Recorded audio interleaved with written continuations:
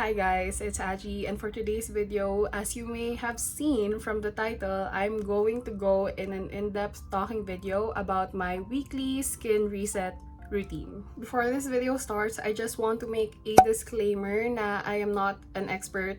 I'm not a skincare chemist. I'm not a chemist. I don't have any hard science degree. But what I am is a particular person, and I like to do my own research when it comes to my own skincare routine. So take what I say in this video with a grain of salt. And as per usual, if you want to follow the skincare routine and if you want to buy the stuff that I talk about in this video, make sure to do your research first. So yeah, now to the video. So to start, I have to give you guys some context, and this is very important. Number one, I have oily skin. Number two, my skin concerns are oil production because I have oily skin, dark spots, and skin texture. I'm going to give you guys a close-up just so you can see what my skin condition is right now. Tingnan ako sa screen. So as you can see here, I have freckles that I got genetically. Got them from my mom. I deal with a lot of redness on these areas, and I have really dark post-acne marks, especially around my mouth and my forehead, since that's where I get most of my pimples. So naglinis na ako ng face off cam, and I'm going to show you guys my usual cleansers. This is one from Mixsoon. This is their Centella cleansing foam, and I usually use this Saturday, Sunday, Monday kapag ginagamit ko yung glycolic acid routine ko, and every night. I know gusto nyo makita yung routine ko, but I have to talk about this, okay? Given my skin concerns, which are, again, skin texture and dark spots, I find that the ingredients that work best for me, yung hiyang sa skin ko, kumbaga, is glycolic acid for the skin texture, and for lightening my dark spot, it's niacinamide. So, yun yung dalawang routines ko mostly. For mornings, it's niacinamide-based. For evenings, it's glycolic-based. Sila yung type ng ingredients na hindi pwedeng mag-mix. Niacinamide and glycolic acid are very strong ingredients, and when you use them together, baka mas lalong mairita yung skin mo, and that can cause damage to your skin barrier, so I don't recommend mixing them at all. That's why I use them in separate routines. Pwede bang i-explain mo na lang bakit ang dami-dami mo pa sinasabi mag-skincare routine ka na?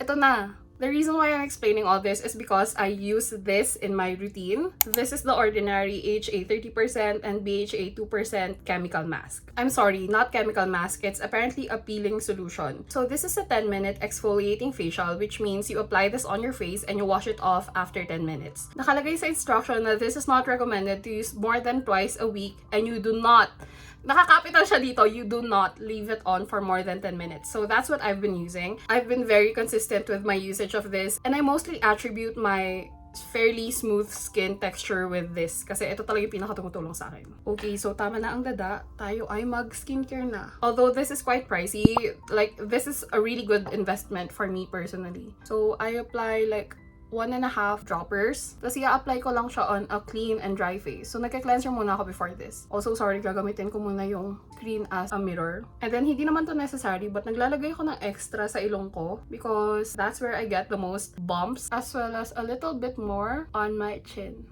Series, set timer for 10 minutes. Habang nagka-timer, let's talk more about this product and why I like it so much. Again, hindi to sponsored, but I've been consistently using this. I have to put you guys on. I would bet that this is the harshest thing that I have in my routine. This is a chemical exfoliant, and yung pinaka-purpose kasi talaga ng product na to is to eat away at the dead skin cells. So, think about physical exfoliants. Yung mga scrub, like for example, mga facial cleanser na may sugars, ganyan. You do that and you aggravate the skin, remove the skin, or rub on your skin using the sugar. So, nawawala yung pinaka-top layer ng dead skin cell. Whereas this one, it goes a little bit deeper. Compared to physical scrubs, it doesn't cause micro scars. And when you're on a glycolic acid routine, you have to be very consistent with sunscreen because, again, it eats away at the first layer of your skin. So, mas sensitive ka sa sunburn. Dati kasi talaga, I was a physical exfoliant girl. I used to have a really rough nose. As in yung kapag nilagyan mo ng highlighter, makikita mo na may mga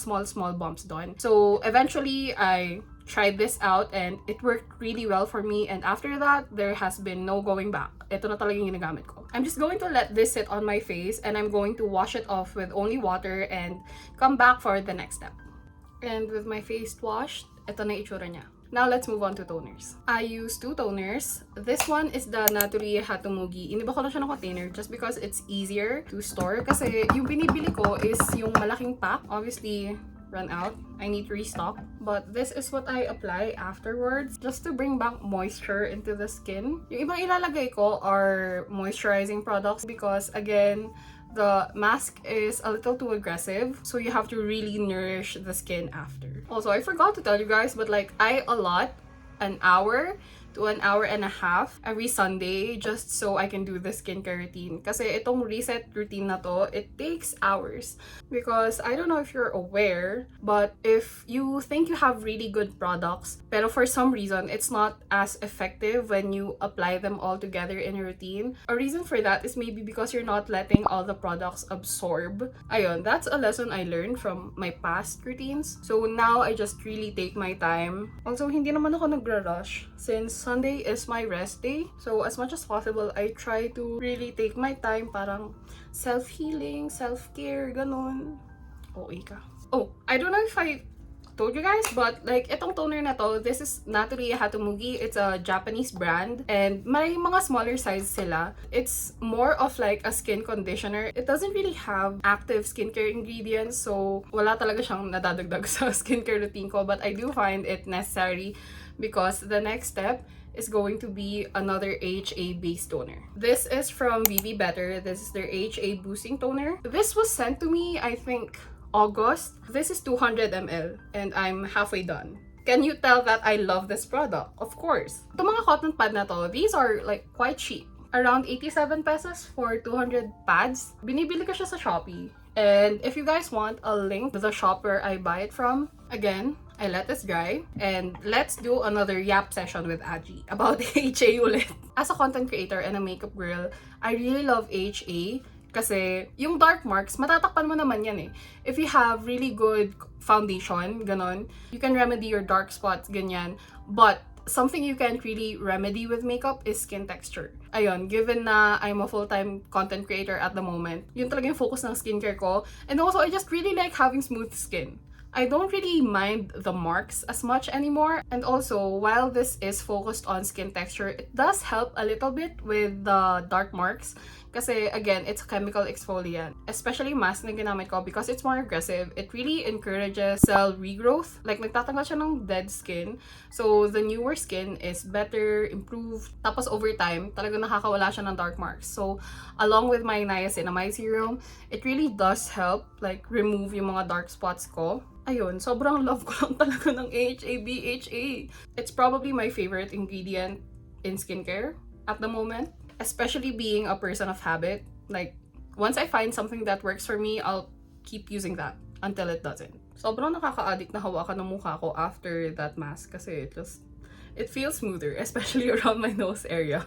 Next, I'm going to use this serum from cosrx. This is their 6-peptide skin booster. It has hyaluronic acid, NAG, and amino acids, and I'm probably just going to put this as screen, but they have 6 peptides with different functions. And ni-research ko to because I was starting to notice that I've been having really bad lines, the sides of my nose, yung smile lines ko malala. And hindi naman super immediate ng effect niya. It helped a little, but I don't feel like it's super noticeable, you know? Yung ibang peptides naman niya, it does help with making the skin more plump. When it comes to moisturizing, it's also really good. That's why I've been keeping it in my skincare routine. Next, I'm going to use this from Mixsoon. This is their glacial water hyaluronic acid serum kasi I want to bring back moisture. Another topic that I want to talk about, skincare is an investment. Alam niyo naman ako, like I feel like I've made lots of proof on my channel that I'm a budgetarian when it comes to makeup. Really. Like, I'm fine with using cheap makeup, affordable makeup, ganyan, non-FDA approved makeup even. And while that's true for makeup, that does not go the same way for skincare. Sa skincare, talagang nag-i-invest ako. I find that a lot of Korean brands and Japanese brands do skincare very well. May mga magaganda din tayong skincare brands here. I feel like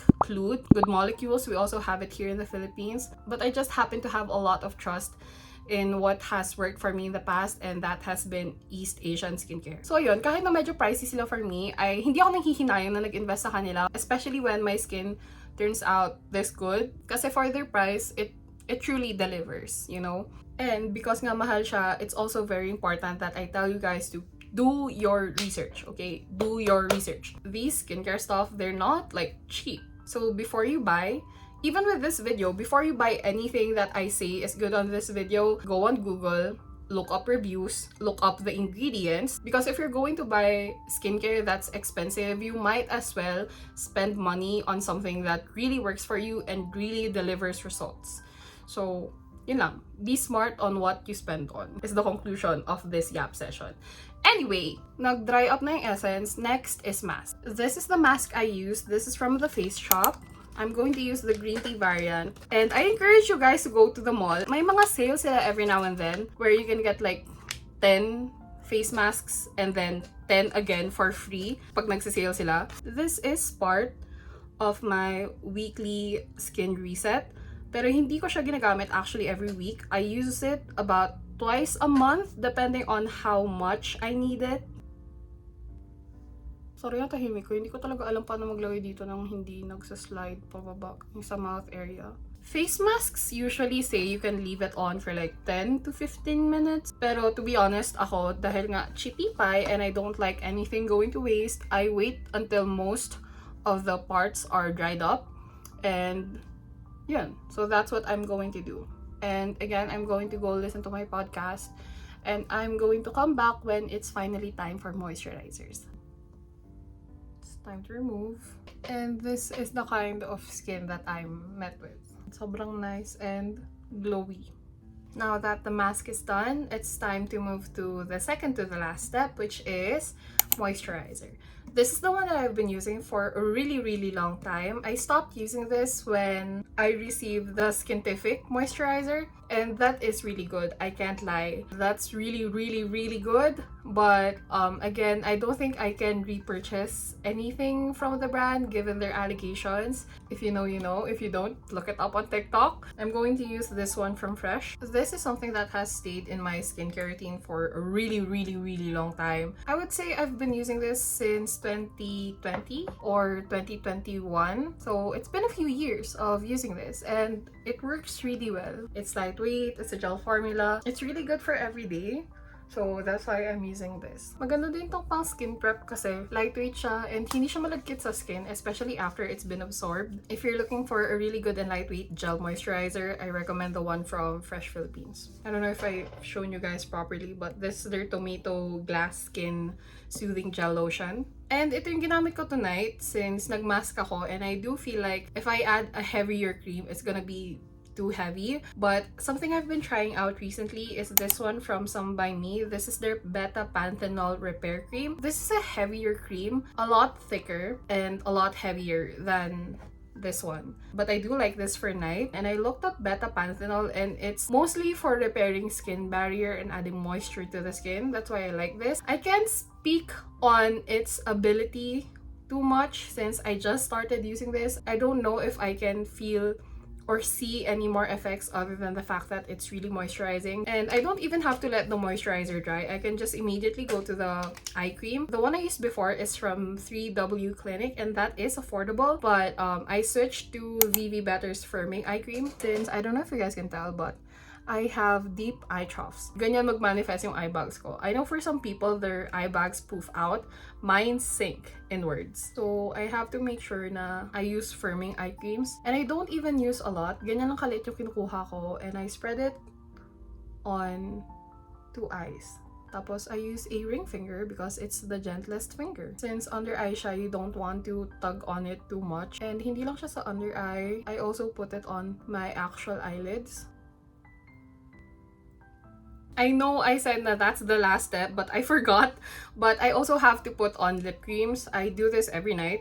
I don't know why I forgot. I'm currently rotating 3 right now. This is from Kaleidos. Actually, 2 of them are. This is their coconut lip treatment, coconut oil lip treatment, and this is their blue agave lip mask. Tapos ito naman is from Laneige. This is their lip sleeping mask and the flavor grapefruit. This lip oil treatment I find I can use during the day. Mas manipis yung formula nito, so it's much more comfortable. Ito naman, kaya ko siyang suotin throughout the day, but it is quite thick.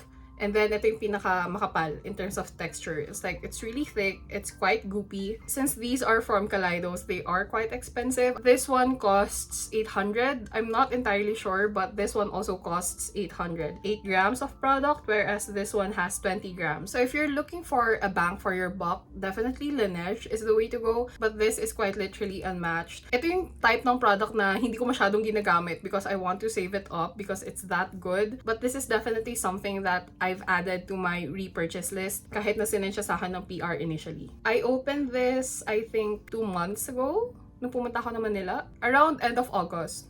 And ganyan na siya kagamit because I like it.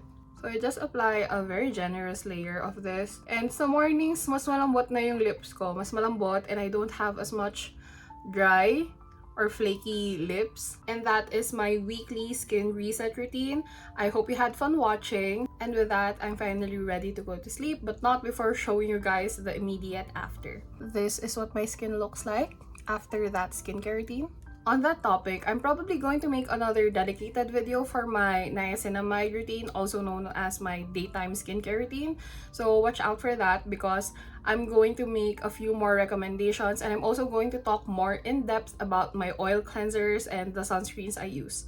So yeah, if you like this video, make sure to leave a like, and if you like me, make sure to follow me on all of my other social medias. Follow me on TikTok because I do makeup therapy lives there often, and that's it for my video. Thank you so much for watching, and I'll see you guys in my next one. Bye!